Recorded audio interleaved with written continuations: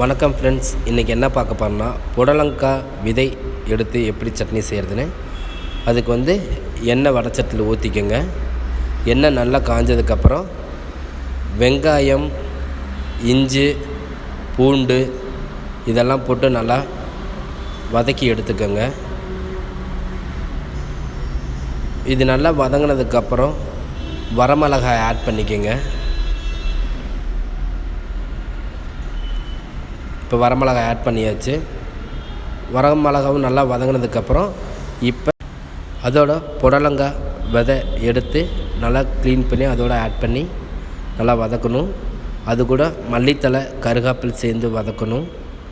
இதெல்லாம் கொஞ்சம் நல்லா வதங்கினதுக்கப்புறம் தக்காளி ஆட் பண்ணணும்.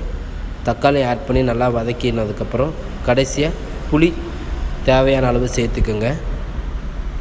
சேர்த்து அதையும் நல்லா வதங்கினதுக்கப்புறம் அதை இறக்கி வச்சுட்டு தேங்காய் துருவி ரெடியாக வச்சுருக்கணும்.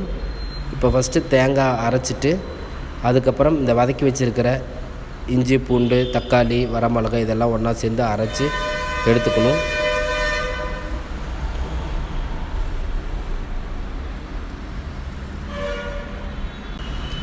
இந்த மாதிரி நல்லா அரைச்சி எடுத்துக்கணும்.